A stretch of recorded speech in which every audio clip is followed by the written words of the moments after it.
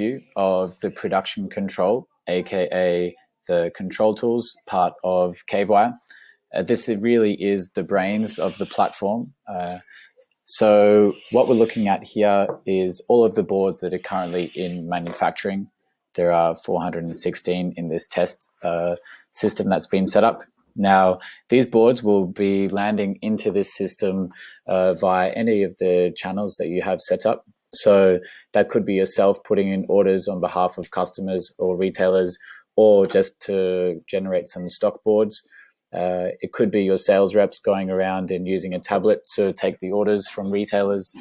It could be retailers themselves logging into their own Cavewire system that is connected with your Cavewire system to place orders for themselves. Or as well, it could be front-end order sales direct to customer if you have the Cavewire e-commerce module integrated as well. So what we're looking at here, to take an example of the flow, would be checking this board here, which says print job card.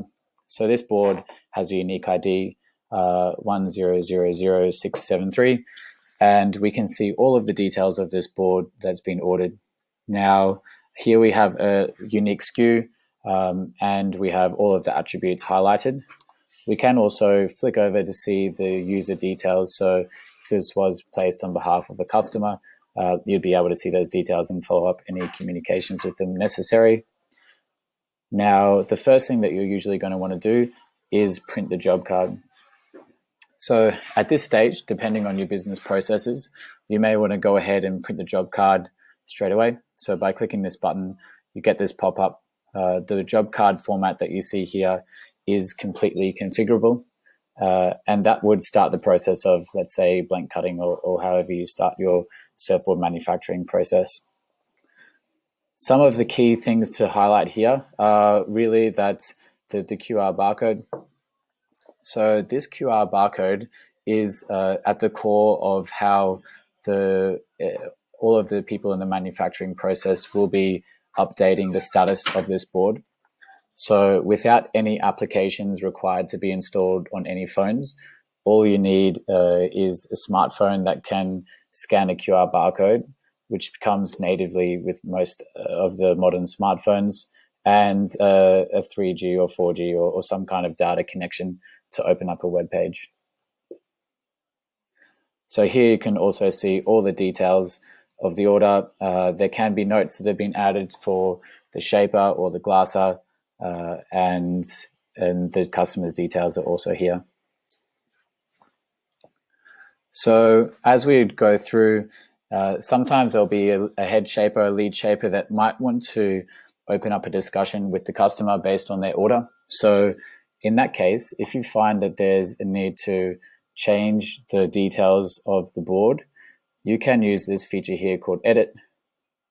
And the Edit feature itself will allow you to update any of the attributes that were selected on the original order, and go ahead and to update that will create a new board that's linked to the previous order, and it will have all of the history that tracks the changes that were made. Another situation which may occur is if there's any reason to leave an order note. So order notes are very helpful. These can be used internally by your team members, or it can be used as a way to communicate directly with the customer.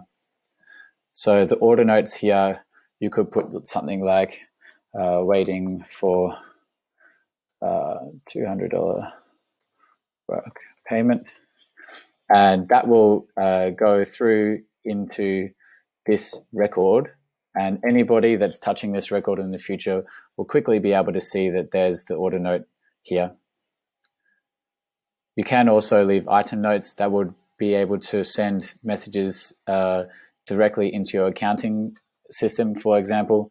And this is where, if you want to leave a note about any particular charges that need to be added onto the invoice afterwards, putting this here will mean that it goes through to your accounting system.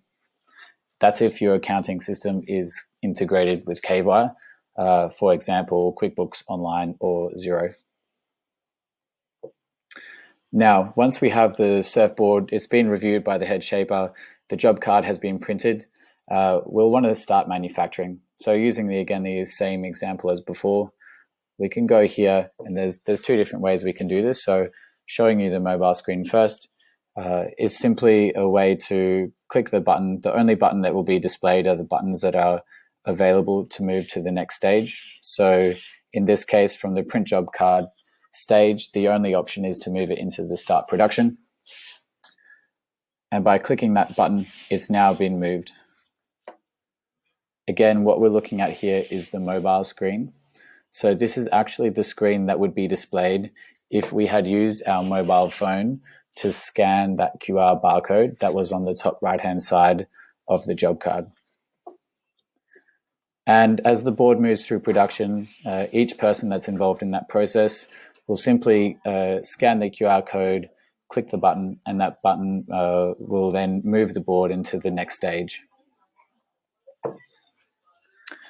Now, as you can see at this stage here, this has been set up just with the test data, and it shows the ability to fork the routes into various different stages. So there may be part of your manufacturing process that is done internally, for example, and part of it that is external. So what you could do is have a stage that offers multiple routes that will allow you to track the boards internally and externally. Okay. Now, what we're looking at here as well is the history. So one of the core parts of Cavewire is the fact that all of the data is recorded quite granularly, and as well that means that at any point in time you can come and see exactly what has happened, and you're able to build reports based off that history as well. So here we can see each of the users that have touched this board. In this case, it's just myself, the Cave admin user, since I've been doing the demo. But you can see in a real scenario, each of the times that a board has been moved and exactly who moved it and on what date. So it makes it very easy to look back over the history of a board to understand exactly where something may have gone wrong or if there were any particular delays. I'll just refresh that screen so you would see what it looks like for the production manager. Typically, the production manager would be looking at this screen here on a laptop or desktop. And here, just to go back to the same board that we were updating, you can also see the history here. Another important thing to see is the scan days and the age days. Now, in this particular scenario, this was a board that was ordered today. So we're seeing 0 for both of these.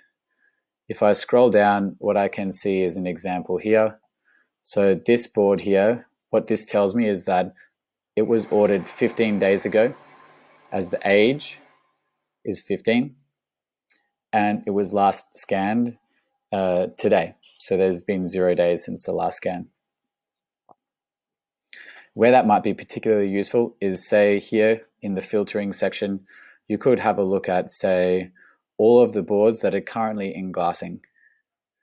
Now, what you can see here with this test data is that, in fact, this board was put into glassing 403 days ago. So you're going to want to check that up because it looks like there's an issue. But what this can do then is make it very easy to see how long boards are spending in each stage and what are the most urgent boards to move through. Let's say the boards that have been spending too long in any particular stage. While we're on the filtering, so you can as well filter by the order number. If you wanted to look for a particular order that someone has asked about, you can do that here. The same goes for all of the fields here. So the contact name, the type of board. If you want to see all of the wave riders, just to know where they all are, you can see we have currently 44 records, which means 44 wave riders are currently in manufacturing. There are date filters if you want to use date ranges for your filtering, and there's also the ability to set due dates. So the due dates can be used if you want to, say, track internally the estimated completion time of a board, which again can be used to help determine if there are any boards that are taking longer than expected. We can as well do bulk attributes, bulk updates, sorry, I should say. So in this case, let's see, we have at least these two boards here that are both in print job card. So what I can do, if I ever want to do an action to more than one board at a time, you can update them with this bulk action. So what that has done there is has successfully generated these two job cards. You can, of course, do this for much more. So if you have a batch of, say, 20 boards that's just been ordered and you just want to go ahead and print out all those job cards at once, you can do that there. Another feature that we see here is the ability to export. So all of your data is always maintained here. Now, you can export this as a CSV and massage the data as you wish. You also have access to all of the archive. So every time a board is finished its manufacturing, it will still be, the record will still be maintained, and it will just be moved into this archived station, we call it.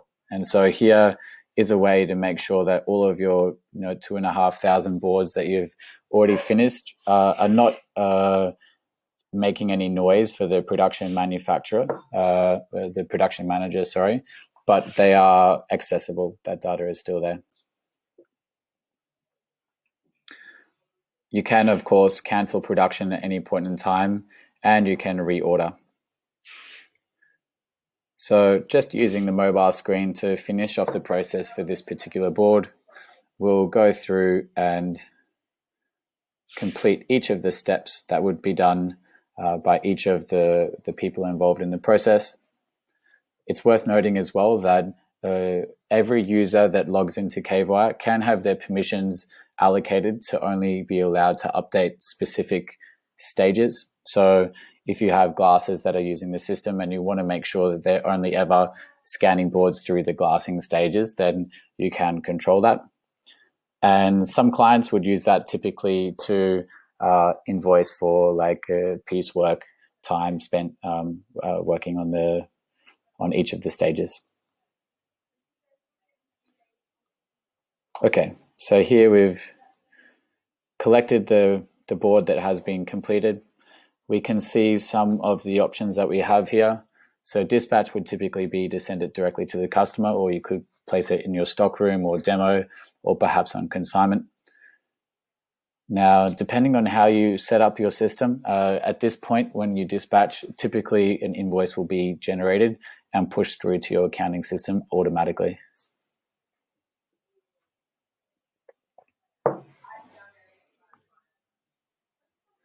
And that's the overview of the production control. One last thing to note here is, in fact, for the scenario where you do hold stock, if there's a board that was placed in the stockroom rather than dispatched at that last point where I just showed, it would look like this, where it would stay in the stockroom. So the stockroom here is being a stage, and as soon as an order is placed, be that via the front end or retailer, or through for yourself on behalf of a retailer, that would come through and make sure that the stage has been updated from stockroom to find and allocate. So that board can no longer be purchased by any other customer, and it will then be your warehousing staff that can find and allocate the board and then dispatch that board as well. And here's the dispatch option. At this point for the dispatch, you can as well add in the details of the freight company and the tracking number, and that will be sent to the customer if you choose it to be. And that is the overview of production control.